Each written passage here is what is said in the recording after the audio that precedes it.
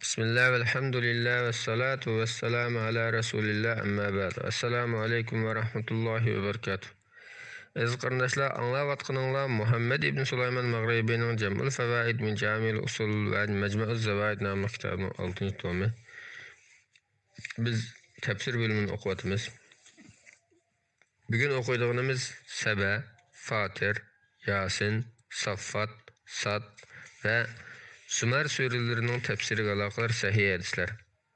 Tirmizi'nin Hasan ve Sahih rivayetinde Ferve ibn Musayk Muradi radıyallahu anhu'nun ondaqtigeliki rivayet kılınıdı.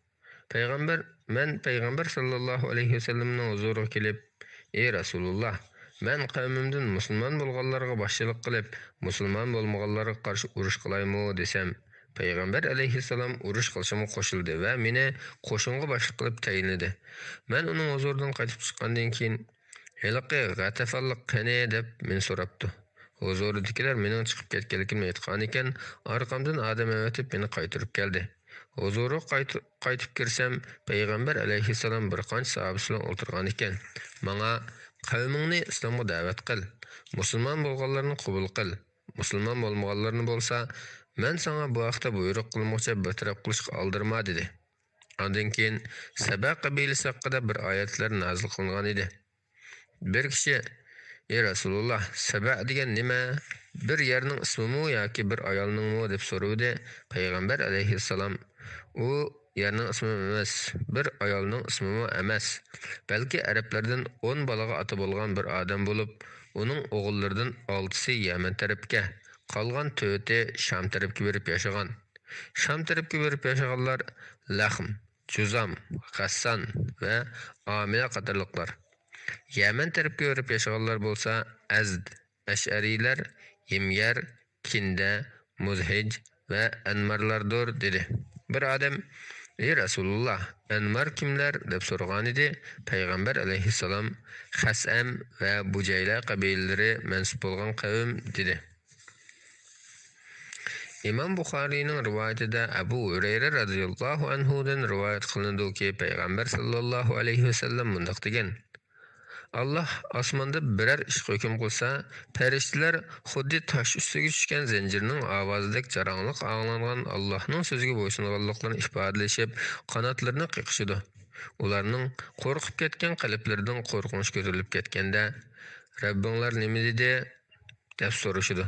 Ular, ya'ni muqarrab farishtalar so'rg'uchilarga javoban "Allah haq so'zini dedi. Allah ustun va buyukdir" deydi. O'g'irlikchi tanishuvchilar, jillar uni anglab oladi. Sofyan o'g'irlikchi tanishuvchilarni qo'li bilan sifatlab bermoqchi bo'lib, mushuningga o'xshash biri yana birining ustida deb o'ng qo'li bilan o'ng qo'l barmoqlarining oraliqlarini ochib, bir-birining ustiga tikladi. Ba'zida tanishib olg'uchi anglaganlarini hamrohiga deb berishdan ilgari ko'ydirgich yulduz kelib uni ko'ydirib o'tadi. Ba'zida tanishib olg'uchi anglaganlarini ostidagi aytib berguchilik ko'ydirgich kelmay qoladi. Ostidagi aytib berib, oxiri uni zimonga yetkazadi. Sufyan rivoyatida oxiri zimonga tushadi degan. Ondan u sehrgarlarga yetkazadi. Sehrgar uningga 100 yolg'onni qo'shadi. Osmondan anglangan bir so'z sababidan uning deganlaridan birisi to'g'ri chiqib qoladi-da, uni anglovchilar "U faloni kuni mundaq bo'lganligini, pustoni kuni mundaq bo'lganligini aytgandi. Darvaqa shundaq bo'ldi emasmi?" deyishib, sehrgarga ishinib ketishadi. Abu Davudning sahih rivoyatida Abdullah ibn Mas'ud radhiyallohu anhudan rivoyat qilinadiki, Payg'ambar sallallohu alayhi vasallam mundaq degan: Allah Taala vahiy qilganda osmondagilar osmondan tig'ida zanjir surilgan jarangliq ovoz anglaydi-da, qo'rqinchdan o'shidan ketadi va toki Jibril kelganga qadar shundoq qoladi. Jibril kelganda dillaridan qo'rqinch ko'tariladi.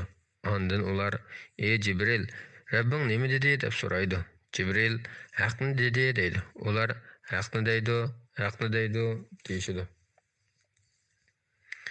Tirmizining sahih rivoyatida Abu Said radhiyallohu anhudan rivoyat qilinadiki, Payg'ambar sallallohu alayhi vasallam Alloh taolaning "Ondan biz kitob, ya'ni Qur'onni bandalarimizdan biz tanlagan kishilarga miros qilib berdik. Ularning ba'zisi o'ziga zulm qiluvchidir, ya'ni Qur'onni tilovat qilgan bilan amal qilmaydi.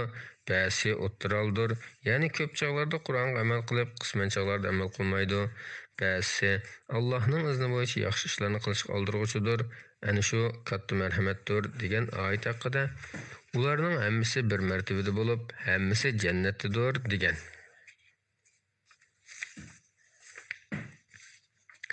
İmam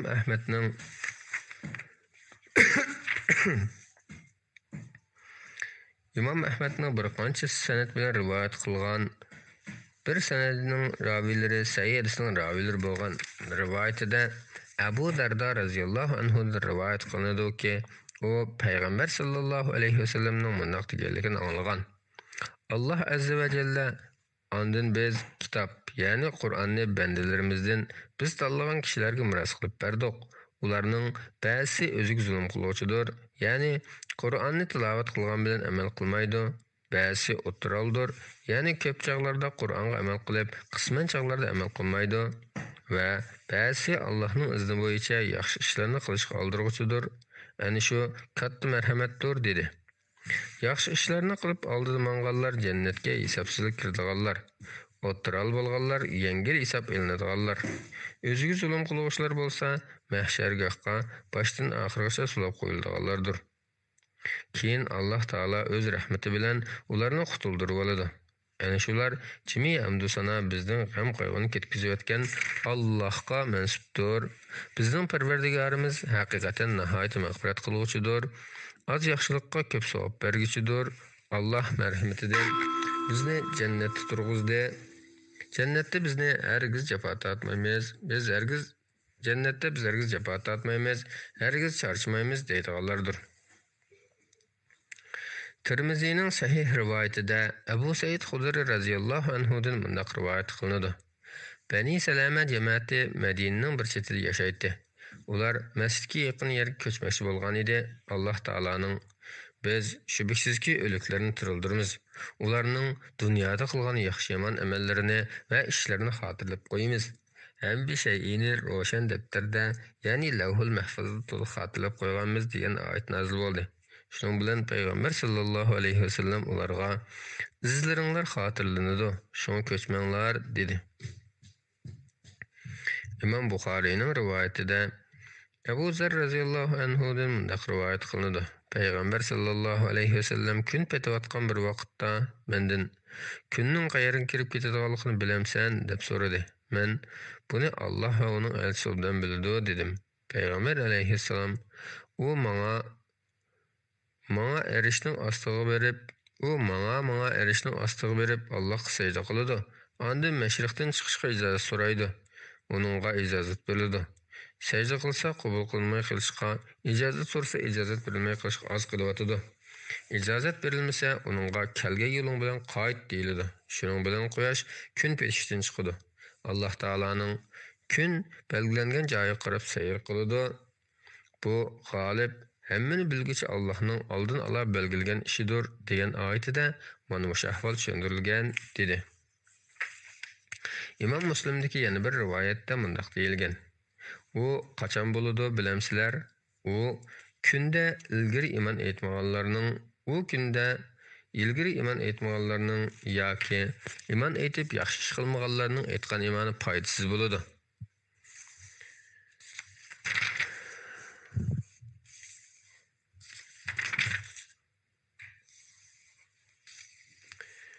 Tirmizining sanadi hasan rivoyatida Subayr radhiyallohu anhudan mundoq rivoyat qilinadi. Ondan keyin sizlar qiyomat kuni Parvardigoringlarning dargohida bir-biringlar bilan da'vo qilasizlar degan oyat nozil bo'lganda men ey Rasululloh, biz bir-birimiz bilan dunyoda davolashgan bo'lsakmi, oxiratda yana davolashamdiq deb so'rasam, payg'ambar alayhissalom ha dedi. Men undaqda ahvol bekla ig'ir ekan dedim.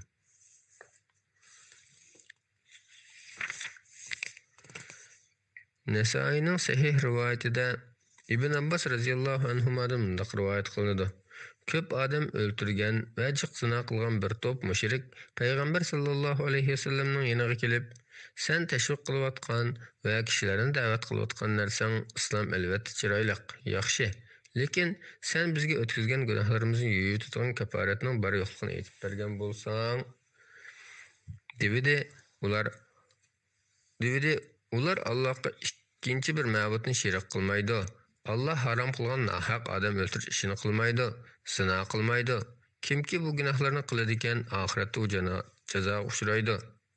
Ey Muhammad, mening tilimdan aytqinki, gunohlarni qilaverib, o'zlariga jinoyat qilgan bandalarim, Allohning rahmatidan umidsizlanmanglar. Alloh haqiqatan xohlagan odamning jami gunohlarini mag'firat qiladi.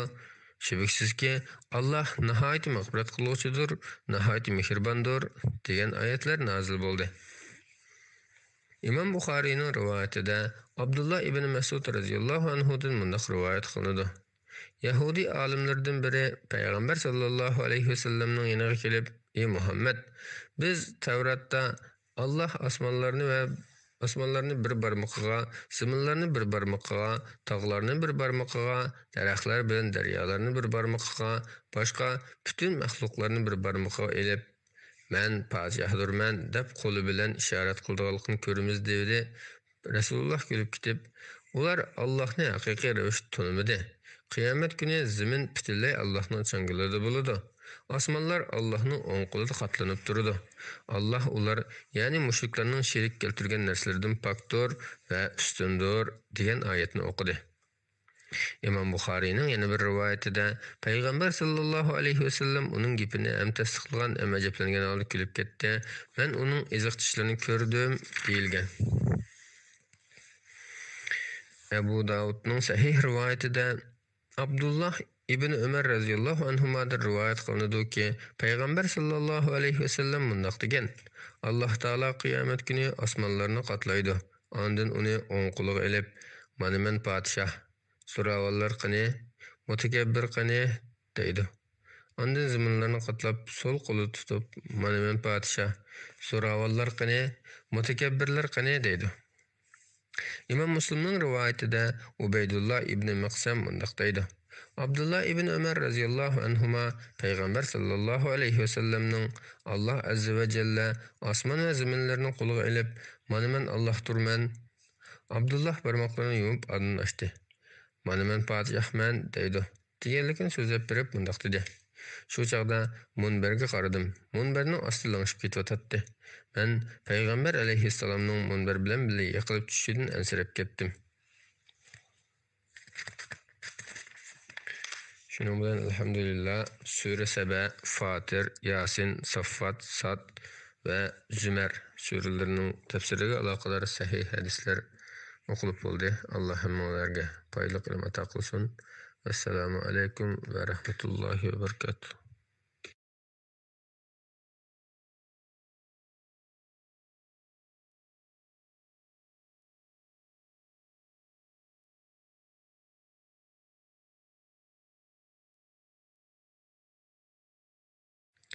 Bismillah velhamdülillah ve salatu ve selamu ala Resulillah amma ba'd. Assalamu alaykum ve rahmetullahi ve berekatuh. Aziz qarindoshlar, Bismillah velhamdülillah ve salatu ve selamu ala Resulillah amma ba'd. Assalamu alaykum ve rahmetullahi ve berekatuh. Aziz qarindoshlar, anglayotganlar Muhammad ibn Sulayman al-Maghribiyning Jam'ul Fawaid min Jami'ul Usul ve Majma'uz Zawaid nomli kitobining 6-tomi. Biz tafsir bilimini o'qiyotimiz. Bugun o'qiydiganimiz Mu'min, Sajda, Shura, Zuhruf va Duxon suralarining tafsiriga aloqador sahih hadislar. Buxoriy muallaq rivoyat qilgan hadisda Ala ibn Ziyad jamoatga do'zaxni eslatgan edi. Bir odam "Nimishqa jamoatni umidlantirsan" dedi. Shuning bilan u bunday dedi: "Alloh, ey Muhammad, mening tilimdan aytqinki, gunohlarni qilaverib, o'zlariga jinoyat qilgan bandalarim, Allohning rahmatidan umidsizlanmanglar. Alloh haqiqatan xohlagan odamning jami gunohlarini mag'firat qiladi. Shubhasizki, Alloh nihoyat mag'firat qiluvchidir, nihoyat mehribondir. Haddidan oshquchilar ahli do'zaxdir da'vatsa, men kishilarni umidlantirishga qodir bo'larmanmi? Ammo sizlar qilgan amallaringlarning nacharligiga boqmay, jannat bilan xush bishorat birlashishni yaxshi ko'rasizlar. Allah Muhammed sallallahu aleyhi ve sellemne Allah'a itaat kılganlarga cennet bilen hoş bişaret bergüçe, Allah'a asilik kılganlarını dozaq bilen agahlandırgıç kılıp evetken dedi. İmam Bukhari'nin rivayetinde Abdullah ibn Mesud radıyallahu anhumadan mundaq rivayet kılındı. Yo'g'on qursoq kaltpam ikki Quraysh bilan bir saqiflik yoki bir saqiflik bilan ikki Quraysh Baytullohning yanida uchrashdi. Ulardan biri Alloh bizning so'zimizni anglaydi deb qaramsizlar deb so'ragan edi. Yana biri ullik so'zlasak anglaydi, past so'zlasak anglamaydi dedi. Yana biri ullik so'zlasak anglaydigan bo'lsa, past so'zlasak anglaydi dedi. Shuning bilan sizlar dunyodagi chig'inlarda qulqinglarning, ko'zinglarning tiyirleringlarning sizlarning ziyninglarga guvohlik berishdan saqlanmagan edinglar. Ya'ni yomon ishlarni qilgan chog'inglarda rasvo bo'lishdan qo'rqib, kishilardan yoshirgan edinglar. Vaholanki a'zolaringlarning sizlarning ziyninglarga guvohlik berganligini gumon qilmagan edinglar. Lekin sizlar qilmishinglardan nurg'un ishlarni Alloh bilmaydi deb gumon qildinglar degan oyat nozil bo'ldi. Tirmizining yana bir sahih rivoyatida Abdullah mundaq degan: "Men ularning so'zlarini payg'ambar sallallohu alayhi vasallamga aytgan edim. Shuning bilan Alloh taolo sizlar dunyodagi chig'inglarda qulqinglarning, ko'zinglarning, terilaringlarning sizlarning ziyninglarga guvohlik berishidan saqlanmagan edinglar. Ya'ni yomon ishlarni qilgan chig'inglarda rasvo bo'lishdan qo'rqib, kishilardan yoshirgan edinglar. Vaholanki a'zolaringlarning sizlarning ziyninglarga guvohlik berganligini gumon qilmagan edinglar. Lekin sizlar qilmishinglardan nurg'un ishlarni Alloh bilmaydi deb gumon qildinglar. Parvardigoringlarga qilgan ana shu qabih gunohlaringlar sizlarni halok qildi. Shuning bilan ziyon tortquchilardan bo'ldinglar" degan oyatlarni nozil qildi. İmam Bukhari muallaq rivoyat qilgan hadisda Ibn Abbas radhiyallohu anhuma mundaq degan: "Yaxshi xislat orqali yomon xislatga taqobil turgan" degan oyatning ma'nosi g'azablanganda sabr qilish, azor yeganda afv qilishdir. Shunday qilgandala Alloh ularni gunohdan saqlab, dushmanlarini ularga go'yo sirdosh do'stdek bo'ysundirib beradi. İmam Bukharining rivoyatida Tausdan mundaq rivoyat qilinadi. Ibn Abbas radhiyallohu anhumadan Alloh taolaning faqat tuqqanchilik haqqi uchun meni do'st tutishinglarni, ya'ni Parvardigorimning da'vatini yetkazishimga chaqilmasliklarini tilayman degan oyatning ma'nosi nima deb so'ralgan edi. Said ibn Jubayr aldiraqsonlik bilan bu oyatdan Muhammad sallallohu alayhi vasallamning oyati ko'rsatilgan deb javob berdi. Ibn Abbas uningga: "Ey Said, javob berish uchun bakma aldiraqsonlik qilding. Quraysh qabilasining butun jamoati payg'ambar sallallohu alayhi vasallamga tuqqan kelatdi. Bu oyatdan men sizlarning oranglardagi tuqqanchilik haqqini ado qilishinglarni tilayman degan ma'no maqsad qilingan" dedi.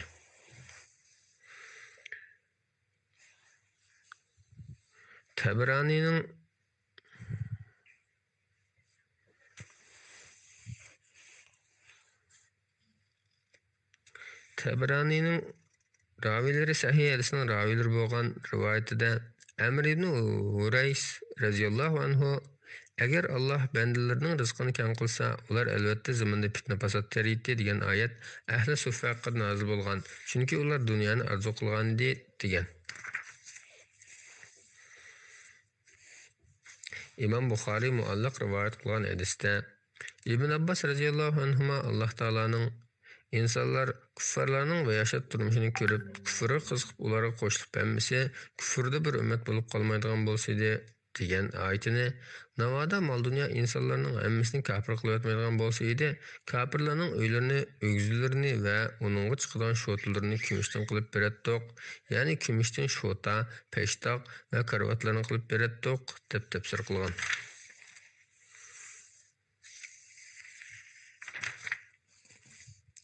İmam Müslimning rivoyatida Masruhdan mundaq rivoyat qilinadi. Abdullah ibn Mas'ud radhiyallohu anhu aramizda yotadi. Biz uning atrofida o'ltiratdik. Bir odam kelib: "Ey Abu Abdurrahman, Kinda qabilasining mahallasida bir maddah qiyomat kuni is alomati kelib, kafirlarning nafsini siqadi. Mo'minni bo'lsa zukumlab qolganda qilib qo'ydi, da'vatida" dedi. U g'azablangancha ro'z o'ltirib: "Ey xaloyiq, Allohdan qo'rqinglar. Kimki bilsa, bilimi bilan so'zlasin. Bilmasa, Alloh obdan biladi" desin. Bilmaydigan narsani men bilmayman, Allah obdan biladi deyishmi bilimning qatoridandir. Qurayishlar islomni qabul qilmay yuz o'rib turib olganda Payg'ambar alayhissalom: "Ey Alloh, bularni Yusufning 7 yilga o'xshash 7 qahatchilik yiliga mubtalo qilgan" deb duo qilgan edi. Alloh taolo payg'ambarga aytganki, Alloh tarafidan kelgan vahiyni tabliq qilganligimni sizlardan hech ixtilof qilmayman. Men Qur'onni iftiro qiluvchilardan, ya'ni yolg'ondan to'quvchilardan emasman degan oyatni nozil qildi.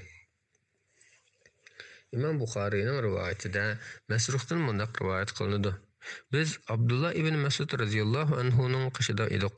U mundaq degan edi: Payg'ambar sallallohu alayhi vasallam Qurayshning islomdan bosh tortganligini ko'rib, "Ey Alloh, Yusufning 7 yiliga o'xshash 7 qahatchilik yili qilgan" deb duo qilgan edi.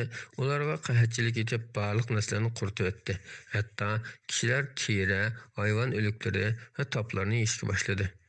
Ularning biri osmon qarasa, ochliqdan ko'zlari qorong'ulashib, osmon istakdek ko'rinadi. Shu chaqda Abu Sufyan kelib: "Ey Muhammad, sen Allohga itoat qilishga, sizlar rahim qilishga buyuraysan. Sening qavming haqiqatan halok bo'lib ketdi. Ular uchun Allohga duo qilib qo'ysang" dedi. Alloh taolo: "Ey Muhammad, sen osmon hamma odam o'shiq ko'rinadigan tutunni keltiradigan kunda ularga bo'lgan azobni kutgin" degan oyatdan "Sizlar haqiqatan ilgirki kofirlik oltinlari qaytyapsizlar. Ularni qattiq tutgan kunimizda cho'qim jazolaymiz" degan oyatgacha nozil qildi. Oyatdagi qattiq tutilgan kun degan iboradan Badr urushidagi qattiq jazo ko'zda tutilgan. Oyatlarda tilga olingan tutun, qattiq tutish, rimliqlarning g'alaba qilishi va qutulg'ili bo'lmaydigan azob qatorliq alomatlar maydonga kelib turdi.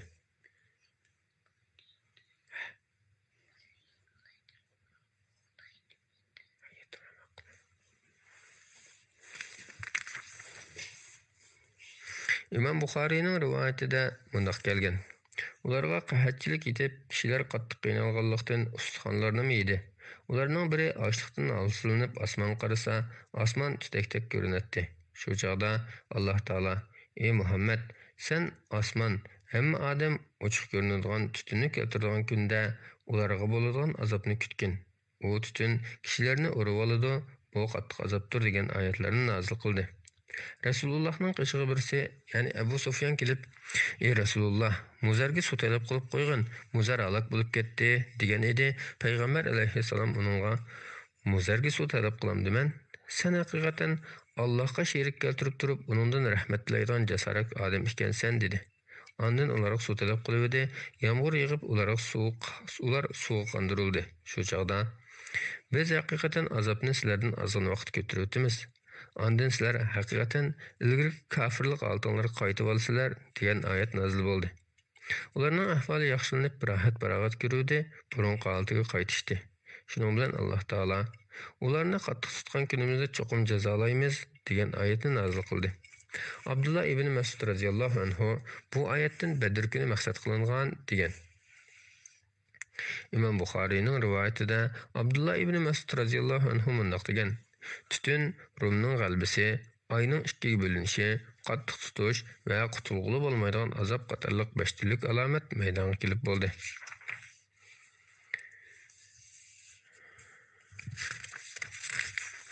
Shuning bilan alhamdulillah Mü'min, Sajda, Shura, Zuhruf va Duxon suralarining tafsiriga aloqador sahih hadislar o'qilib bo'ldi.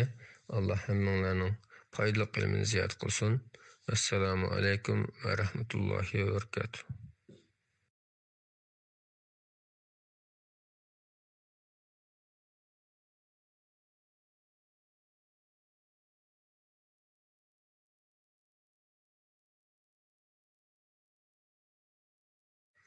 Bismillah ve elhamdülillah ve salatu ve selamu ala Resulillah amma ba'd. Assalamu alaykum ve rahmatullohi ve barakatuh. Aziz qarindoshlar, anglayotganinglar Muhammad ibn Sulayman al-Maghribiyning Jam'ul Fawaid min Jamil Usul ve Majmu'uz Zawaid nomli kitobining 6-tomi.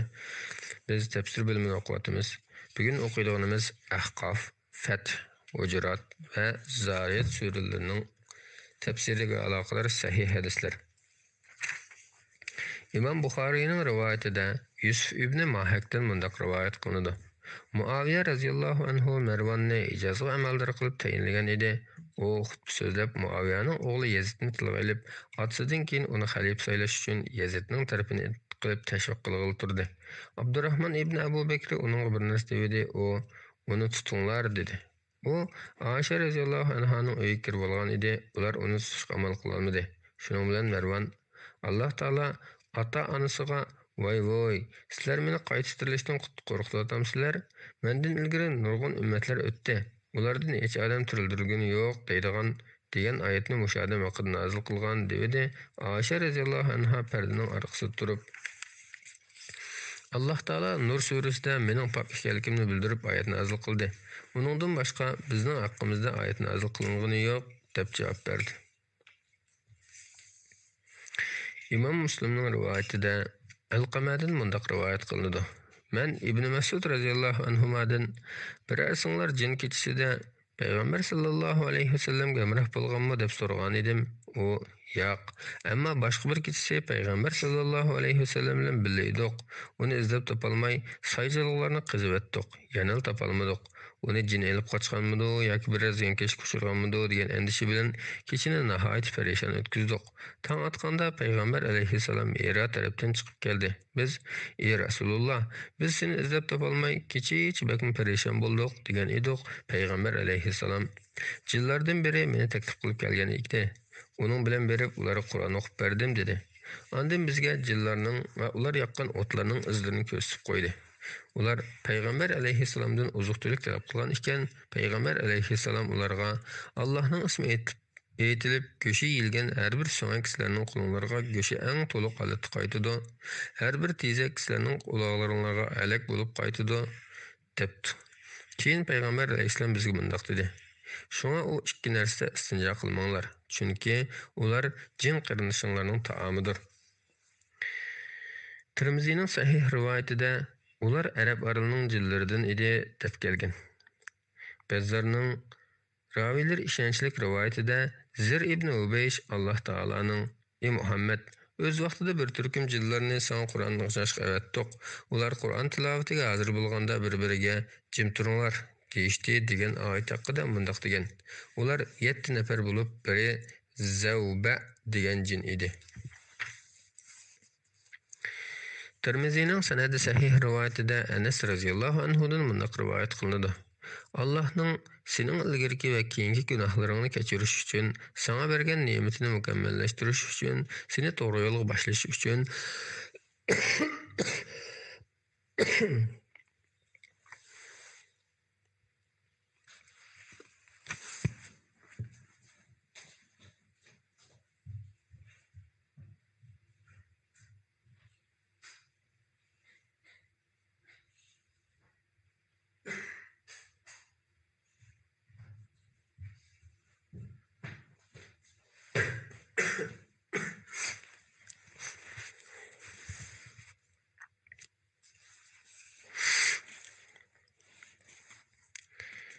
Tirmizining sanadi sahih rivoyatida Anas radhiyallohu anhudan mundaq rivoyat qilinadi.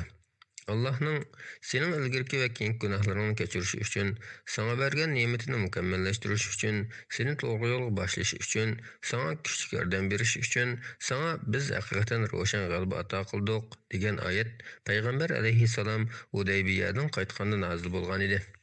Payg'ambar alayhissalom menga shundoq bir oyat nozil qilindiki, u menga nisbatan zamin ustidagi barliq narsalardan suyimlikroq dedi.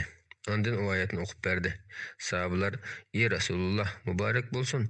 Alloh taolo sening oqibatingni bayon qilib beribdi. Bizning oqibatimiz qanday bo'lar?" dedi.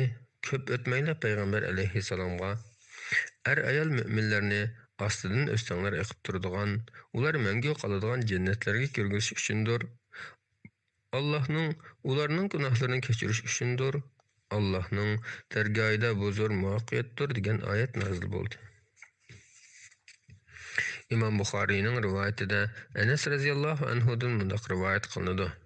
Sana biz haqiqatan ro'shan g'alaba ato qildik degan oyatdagi Fathdan Hudaybiya sulhisi maqsad qilinadi.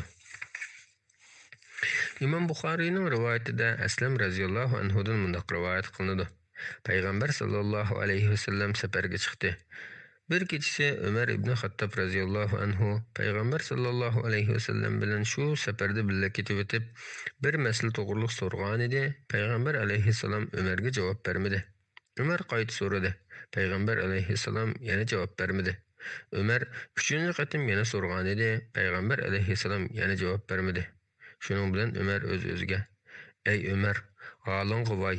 Payg'ambar alayhissalom sana javob bermasa, ko'ziga kirib olib 3 qatim qayta so'rganing nimasi deb top qildi." Ömer bundaq deydi: "Men tugamni devitib musulmonlarning oldiga o'tib ketdim. Chunki meni ayblab oyat tushib qolishidan qo'rqqan edim. Uzun o'tmayla orqamdan biraylarning meni chaqirgan ovozini angladim. Men u odamga meni ayblab oyat tushib qolishidan qo'rqqan edim dedimda, payg'ambar alayhissalomning huzuriga kelib salom qildim. Payg'ambar alayhissalom bu kecha menga sura nozil qilindi. Bu men uchun butun dunyodan sevinmakrak dedi. Ondan sana biz haqiqatan ro'shan g'alaba ato qildik degan oyatni o'qidi." Tirmizining sahih rivoyatida Anas radhiyallohu anhudan mundaq rivoyat qilinadi: 80 kishi payg'ambar sallallohu alayhi vasallamni o'ltirmoqchi bo'lib, bomdod vaqtida Tanim tog'i tarafdan yetib keldi. Lekin hammasi tutilib qolib, payg'ambar alayhissalomning oldiga olib kelingan edi. Payg'ambar alayhissalom ularni kechirib o'tdi. Ana shu chog'da Alloh ularni sizlarga qo'l solishdan to'sdi. Hamda ular ustidan g'alaba qilganinglardan keyin Makkaning ichida, ya'ni Hudaybiyada sizlarni ularga qo'l solishdan to'sdi. Alloh qiladigan ishinglarni ko'rib turg'uchidir degan oyatni nozil qildi. Tirmizining sahih rivoyatida Ubay ibn Ka'b radhiyallohu anhu dan rivoyat qilinadiki, Rasululloh sallallohu alayhi vasallam taqvo kalimasi la ilaha illallohdir degan. Tirmizining sahih rivoyatida Abdullah ibn Zubayr radhiyallohu anhudan mundaq rivoyat qilinadi: Bani Tamim qabilasidan payg'ambar sallallohu alayhi vasallamga bir o'mak keldi. Abu Bakr payg'ambar alayhissalomga Qaqa ibn Ma'bad ibn Zurarani ularga amr qilib tayinlasak deb maslahat bergan edi. Umar: "Yo'q, Aqra ibn Habisni amr qilib tayinlayli" dedi.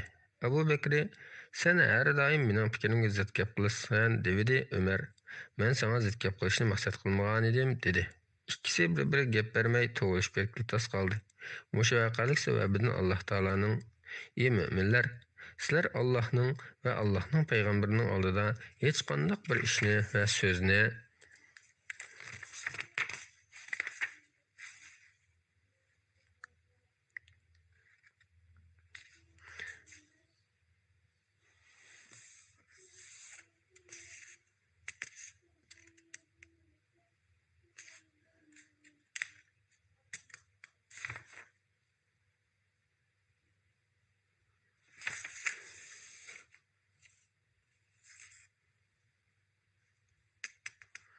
yozishning oxiri yo'q ekan.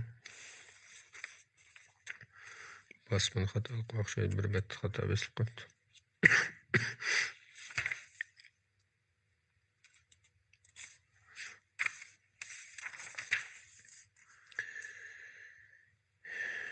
İmam Ahmedning raviylari ishonchli rivoyatida Haris ibn Zirar Xuzai radhiyallohu anhudan mundaq rivoyat qilinadi: Men payg'ambar sallallohu alayhi vasallamning huzuriga kelgan edim. Meni islomga da'vat qildi. Men iymon etib musulmon bo'ldim.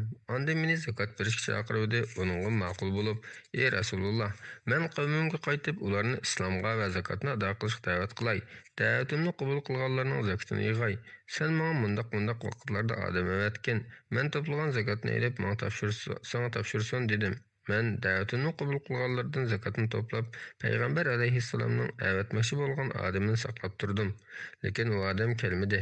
Shuning bilan men Alloh taolo va uning rasulining g'azabi kelgudek biror ish qilib qo'ygan o'xshayman deb o'ylab, qavmimning oqsoqollarini yig'ib ularga payg'ambar alayhissalom qo'limdagi zakotni topshirib olish uchun belgilik vaqtda odam avatmoqchi bo'lgan edi. Payg'ambar so'zib turdi. Odamning kalmagini qaraganda g'azab kelgudek bir ish bo'lgan o'xshaydi. Shunga biz Rasulullohning huzuriga borayli dedim. Aslida payg'ambar alayhissalom Valid ibn Uqbani Haris qavatib, uning qo'lidagi zakot molini topshirib berishga avatgan edi. Velid yerim yolga barganda qo'rqib qaytib ketdi va payg'ambar alayhissalomning oldiga berib, "Ey Rasululloh, Haris menga zakatni bergil unmay, meni o'ltirmoqchi bo'ldi" deb ma'lum qilgan edi. Payg'ambar alayhissalom buni anglab Haris qo'shin avatdi. Dal shu paytda Haris hamrohlari bilan yetib kelib, Madina sirtida qo'shin bilan uchrashib qoldi. Qo'shindagilar bu Haris qo deyishib uni qo'rishib oldi. Haris ulardan "Sizlar kimga avatildinglar" deb so'ragan edi. Ular "Sana" dedi. Haris "Nima uchun" deb so'ragan edi. Ular Payg'ambar alayhissalom Valid ibn Uqbani sanayotgan edi. U kelib sening zakatni topshirmaganligingni va uni o'ltirmoqchi bo'lganligingni aytdi dedi. Haris "Yo'q, Muhammadni aqlim bilan avatgan zotning nomi bilan qasamki, men uni faqat ko'rib boqmadim" dedi. Ondan payg'ambar alayhissalomning huzuriga kirdi. Payg'ambar alayhissalom uningga zakat topshirmay odamni o'ltirmoqchi bo'ldingmi dedi. U "Yo'q, seni aqlim bilan avatgan zotning nomi bilan qasamki, men uni faqat ko'rib boqmadim, qishimg'im kelib boqmadi. Sen avatmoqchi bo'lgan kishi kelmay kunlar o'tavergachga Alloh taoloni va uning rasulini g'azablantirib qo'ygan o'xshayman deb o'ylab, jamoatni boshlab huzuringga yetib keldim" dedi. Shu vaqadan keyin Ujrat surasiki: "Ey mu'minlar, agar sizlarga bir fosiq odam biror xabar olib kelsa, kishining haqiqatini bilmasdan bir qavmni ranjitib qo'yib, qilmishinglarga pushaymon qilib qolmasliklaring uchun u xabarni aniqlab ko'ringlar. Bilinglarki, ichinglarda Rasululloh Allohning payg'ambari bor.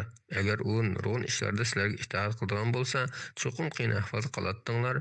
Lekin Alloh sizlarga iymonni qizg'in so'ygizdi va uni dillaringlarda ko'rkam qildi. Sizlarga fisqni, kufrni va gunohni yomon ko'rsatdi. Ana shular Allohning fazli va ne'mati bilan to'g'ri yo'lda bo'lg'uchilardir. Alloh hammani bilguchidir, hikmat bilan ish qilg'uchidir" degan oyatlar nozil bo'ldi. Tirmiziyning sanadi sahih rivoyatida Abu Nazradan mundaq rivoyat qilinadi. Abu Said Xudri radhiyallohu anhu: "Bilinglarki, ichinglarda Allohning payg'ambari bor. Agar u nurg'un ishlarda sizlarga itoat qiladigan bo'lsa, cho'qim qiyin ahvolda qoladinglar" degan oyatni o'qigandan keyin payg'ambar sallallohu alayhi vasallamga vahiy keladigan va uning atrofidagilar cho'ng imomlar sanalgan turuqliq, agar u ularga itoat qiladigan bo'lsa edi, ular qiyin ahvolda qolgan bo'ladi. Navoda bugun sizlarga itoat qilib qolsa, holinglar nima bo'lib ketar dedi. Abu Davudning sahih rivoyatida Abu Jabira ibn Zahhak radhiyallohu anhudan mundaq rivoyat qilinadi. Bir-biringlarni ayblamanglar, bir-biringlarni yomonlik bilan chaqirishmanglar. Iymondan keyin fisq bilan atash, ya'ni mu'minni fosiq deb atash nimaga yomon degan oyat biz Bani Salama jamoat to'g'riliq nozil bo'lgan. Payg'ambar sallallohu alayhi vasallam Madinaga kelganda har birimizning 2-3 ta ism bor edi. Payg'ambar alayhissalom birimizni "Ey faloni" deb chaqirsa, biz "Ey Rasululloh" undaq demagan, u bu ismidan xafa bo'lib qoldi deyishatdik. Shuning bilan payg'ambar sallallohu alayhi vasallamga bu oyat nozil bo'ldi. İmam Buxariyning rivoyatida Ibn Abbas radhiyallohu anhuma Alloh taolaning: "Ey insonlar, sizlarni biz haqiqatan bir ayoldan o'zaro tanishishinglar uchun sizlarni nurg'un millat va urug' qildik" degan oyatini millatlar cho'ng qabilalardir, qabilalar bo'lsa urug' jamoatlardir deb tafsir qilgan. İmam Buxariyning rivoyatida Ibn Abbas radhiyallohu anhuma Alloh taolaning sajdadan keyin tasbih aytqin degan oyatini Alloh taolo payg'ambar alayhissalomni har namozdan keyin tasbih aytishga buyurdi deb tafsir qilgan. Abu Davudning sahih rivoyatida Anas radhiyallohu anhu Alloh taolaning ular kechasi oziqlaydi degan oyatini shom bilan xubdan orqada namoz o'qiydi deb tafsir qilgan.